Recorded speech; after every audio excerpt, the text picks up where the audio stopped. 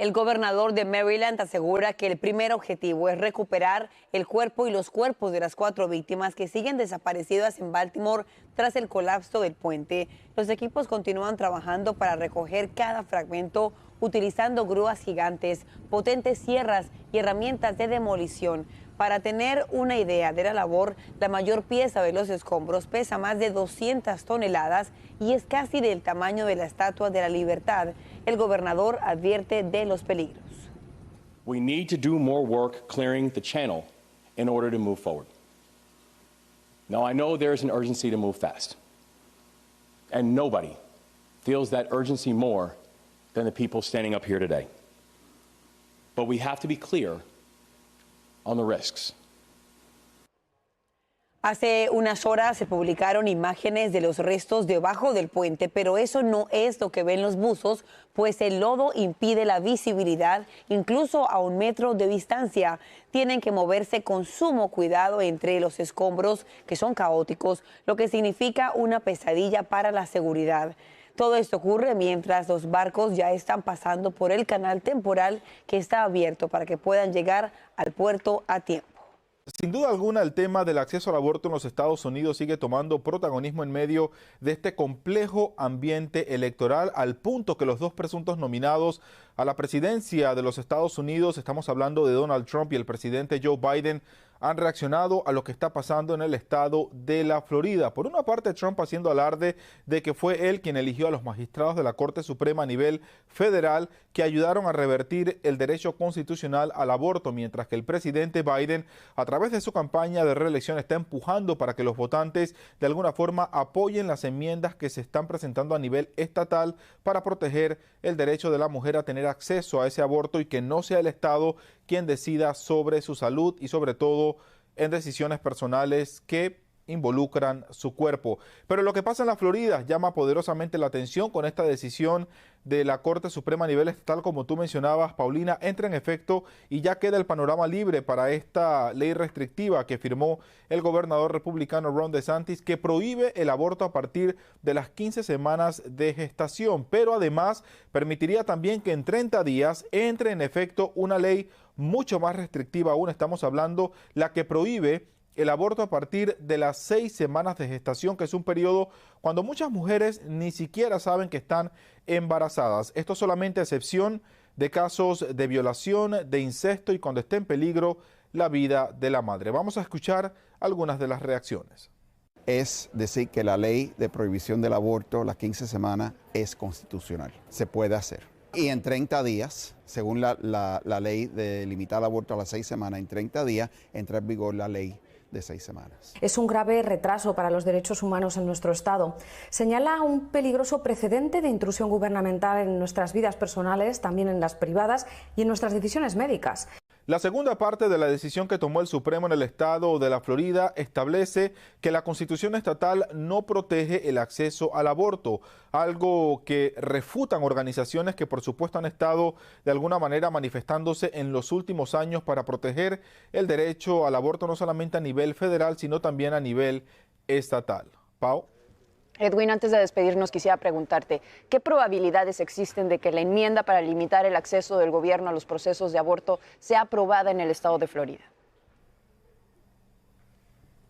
Sí, Paulina, sin entrar en temas de especulación, me atrevo a decir que hay grandes posibilidades que eso sea aprobado en la Florida, porque en los últimos meses en otros estados que son conservadores, ultraconservadores, me atrevo a decir, como Kansas y también Ohio, se han aprobado ese tipo de enmiendas para limitar el acceso del Estado en las decisiones de las mujeres y han sido aprobados no solamente con pequeños votos, sino con un amplio margen de mayoría. Ese escenario podría replicarse en la Florida el próximo mes de noviembre. Soy Edwin Pitti reportando desde Washington para La Voz de la Mañana. Vuelvo contigo al estudio. Justamente para conversar sobre estos temas, esta mañana nos acompaña la analista demócrata Mili Herrera. Mili, como siempre, bienvenida a La Voz de la Mañana. Muy buenos días. Muy buenos días. 15 semanas. Estar con ustedes. El placer es nuestro, Mili. 15 semanas de embarazo son 3 meses y medio de gestación. ¿Cuál es tu reacción al fallo de la Corte? Bueno, en realidad lo que había sucedido era que después de ese fallo, se había aprobado una ley de 6 semanas. Entonces, al ratificar las 15 semanas, en realidad entra en vigor 6 semanas, cuando muchas mujeres ni siquiera saben que están embarazadas. 6 semanas, o sea, las 15 semanas ¿cómo decirte? Es algo ya legal, que se había aprobado primero las 15 semanas, después se hizo una ley para las 6 semanas.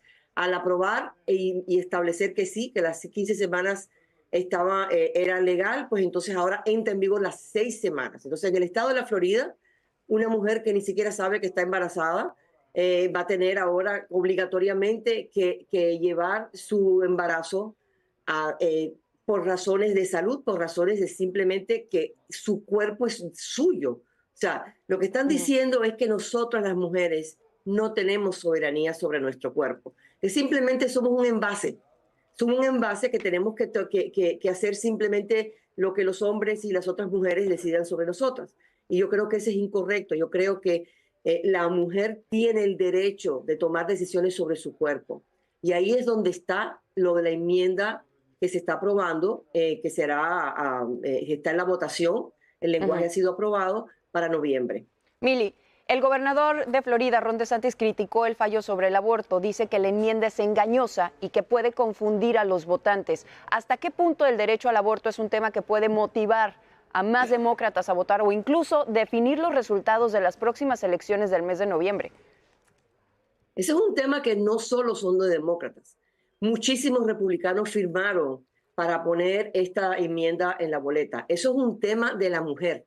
Muchísimos republicanos, mujeres y hombres, aprueban y apoyan el hecho de que nosotras tenemos el derecho de tomar decisiones sobre nuestra salud, porque eso no es simplemente algo reproductivo, simplemente es llevar a cabo un embarazo que nos va a producir o sea, se muere el feto dentro del vientre de la mujer y tiene que llevarlo, y muchas mujeres inclusive han muerto porque no se les ha permitido hacerse un aborto para remediar y cuidar su salud. También hay casos de mujeres que se hacen un examen de ADN y demuestran que el embrión, el feto, no va a sobrevivir. Claro, entonces, con malformaciones. Exacto. Obligar a una mujer a llevar a cabo un embarazo o sea, por cualquier razón, esa decisión es de ella. Esa decisión es de nuestra. El tiempo se nos acaba y tenemos que hablar también sobre legalizar el uso recreativo de la marihuana, porque la fiscal general republicana Ashley Moody dice que esta propuesta también es engañosa porque la ley federal todavía no permite el uso recreativo o médico de la marihuana. Mi pregunta es, ¿se puede aprobar una ley estatal aún si no está contemplada a nivel federal? Hay muchísimos estados que lo han hecho. Colorado, California, muchísimos estados que lo han hecho. Lo que ahora tenemos que llevar a cabo es hacer una enmienda en lo que llaman las drogas de alto riesgo. Comparar la marihuana con la heroína y la cocaína no tiene sentido ninguno.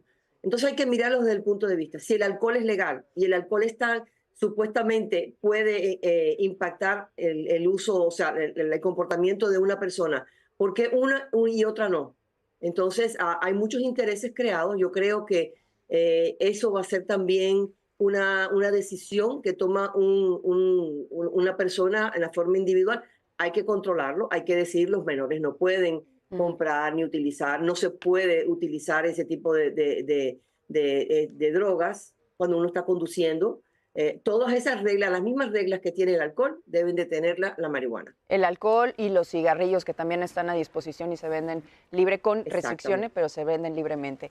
Mili Herrera, analista demócrata, muchísimas gracias por acompañarnos esta mañana. Muy buen día. En otro tema, un gran jurado de Queens, en Nueva York, está acusando a estos dos hombres que aparecen en su pantalla en relación con el tiroteo que acabó con la vida del policía Jonathan Diller. Según se informa, este asesinato ocurrió durante una parada de tránsito cuando el agente Diller patrullaba la zona junto a su compañero. El presunto responsable es Guy Rivera, de 34 años de edad, y quien permanece hospitalizado, pero ya está enfrentando varios cargos, entre ellos el de asesinato en primer grado e intento de asesinato. Y por su parte, el supuesto conductor del vehículo, de nombre Lindy Jones, de 41 años, ya compareció en corte donde se le entablaron varios cargos por posesión criminal de un arma.